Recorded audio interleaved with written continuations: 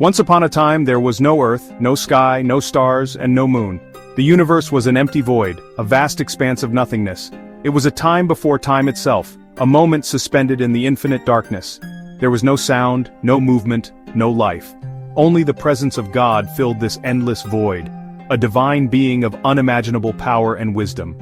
God, in his infinite creativity and love, looked upon the emptiness and felt a stirring within his heart.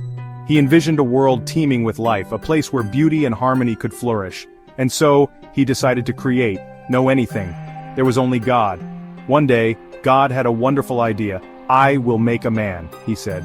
God took some dust from the ground. He carefully shaped the dust into the form of a man. Then, God breathed into the man's nose. The man opened his eyes and looked at God. He was alive. God named the man Adam.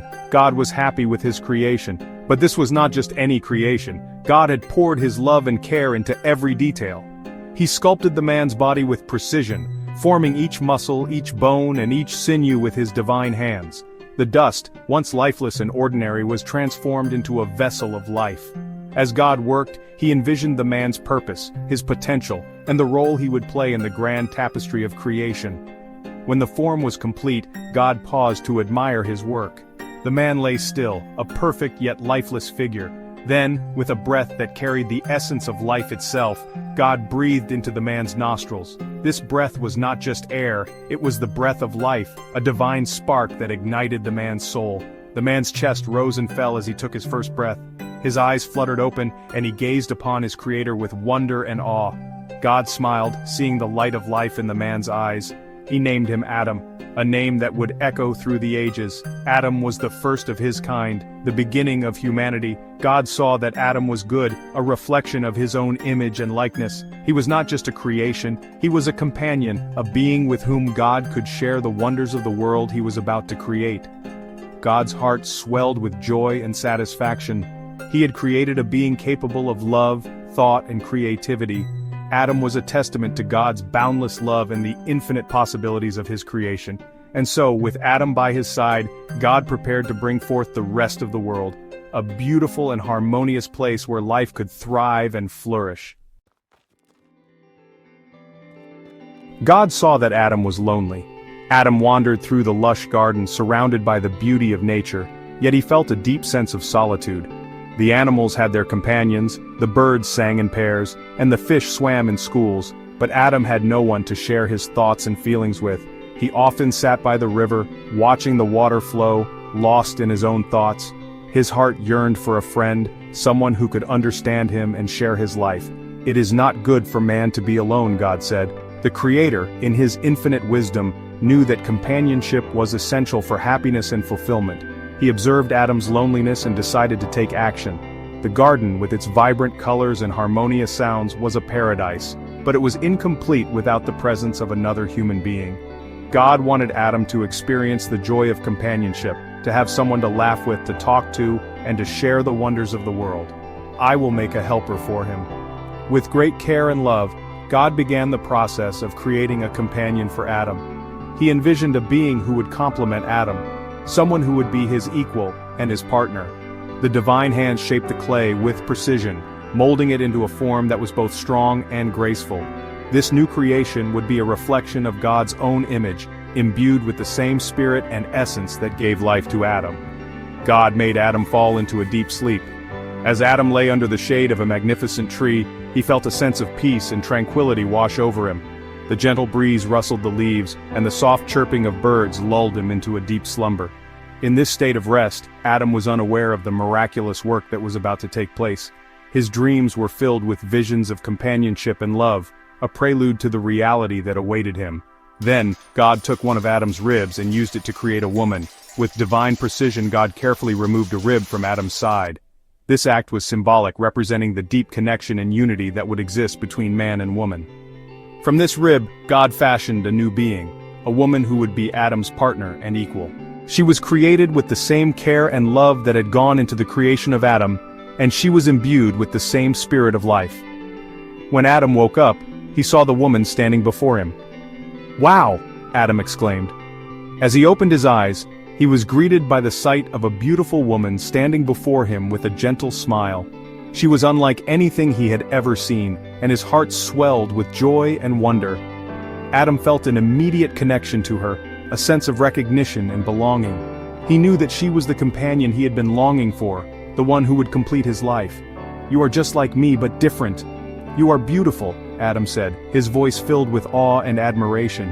He marveled at her grace and beauty, at the way she moved and the light in her eyes. She was a reflection of himself, yet she was unique and special in her own way. Adam felt a deep sense of gratitude and happiness, knowing that he was no longer alone. He reached out to her and she took his hand, their fingers intertwining in a gesture of unity and love. God named the woman Eve. In a voice filled with warmth and love, God spoke her name, Eve, which means life or living. She was to be the mother of all living beings, a source of life and nurturing. God blessed her and Adam, bestowing upon them the gift of companionship and the ability to create new life. Eve's presence brought a new dimension to the garden, filling it with even more beauty and harmony. Together, Adam and Eve would embark on a journey of discovery and growth, learning from each other and from the world around them. Adam and Eve were happy to be together. They explored the garden hand in hand, marveling at the wonders of creation. They laughed and talked, sharing their thoughts and dreams. Their bond grew stronger with each passing day, and they found joy in each other's company. The garden, once a place of solitude for Adam, was now a paradise of love and companionship. Adam and Eve were grateful for the gift of each other, and they cherished every moment they spent together, knowing that they were truly blessed. God planted a beautiful garden for Adam and Eve to live in. It was called the Garden of Eden. The garden was filled with tall, leafy trees, bright, fragrant flowers, and clear, sparkling rivers. Delicious fruits and vegetables grew everywhere. Friendly animals roamed the garden. Adam and Eve loved living in the Garden of Eden. Every day felt like a wonderful adventure.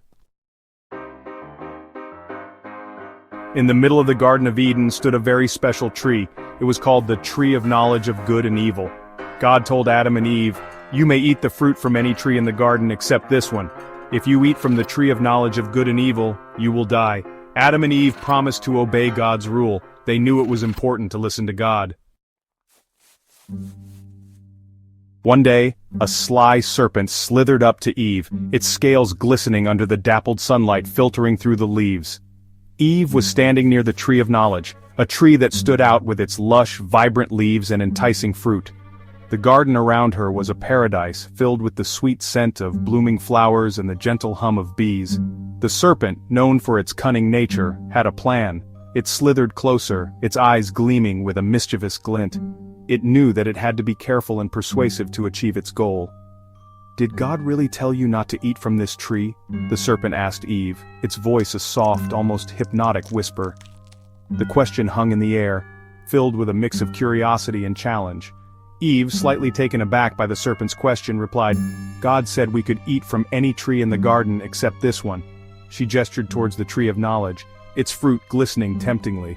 The serpent hissed, a sound that seemed to echo through the garden. "That's not true!" it exclaimed, its voice now filled with a mix of urgency and excitement. "God knows that if you eat the fruit from this tree, you will become wise like God," the serpent continued, its words dripping with temptation. "You will know good and evil, and your eyes will be open to the truths of the world." Eve looked at the fruit, her curiosity piqued. The fruit seemed to glow with an inner light, promising knowledge and wisdom. She reached out tentatively, her fingers brushing against the smooth surface of the fruit. The serpent watched intently, its eyes never leaving Eve. It could sense her hesitation, but it also knew that the seed of doubt had been planted. It coiled around a nearby branch, waiting for the moment when Eve would make her decision. Eve held the fruit in her hand, feeling its weight. She looked thoughtful, her mind racing with the possibilities. The serpent's words echoed in her ears, and she wondered if there was truth in them.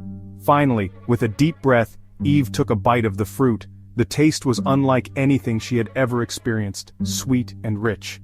The serpent watched with satisfaction, knowing that its plan had succeeded. As Eve looked around the garden, she felt a change within her. Her eyes seemed to see the world differently, and she felt a new sense of awareness. The serpent's whisper had indeed opened her eyes to a new reality. Eve looked at the fruit on the tree of knowledge. It looked so delicious and tempting. Eve began to doubt God's words. Eve reached out and plucked a fruit from the tree. She took a bite. It tasted sweeter than any fruit she had ever tasted before. Eve quickly took more bites and then gave some of the fruit to Adam, who was with her. Adam also ate the fruit. After Adam and Eve ate the forbidden fruit, they felt strange. They felt ashamed because they disobeyed God. They tried to hide from God in the garden. God called out to Adam and Eve, "Where are you?" Adam and Eve came out from hiding. They were afraid. God was sad that Adam and Eve had disobeyed him. He told them that they had to leave the Garden of Eden. God said, "Because you disobeyed me, life will be harder for you. You will have to work hard to grow food. You will experience sadness and pain." Adam and Eve were sad to leave their home, but they learned a valuable lesson about obeying God. Even though Adam and Eve disobeyed God, He still loved them. He promised to always be with them, even outside the Garden of Eden. God sent them out into the world to learn and grow. God's love for us is like that too. He loves us even when we make mistakes. He forgives us and helps us to make better choices. God is always with us, no matter what.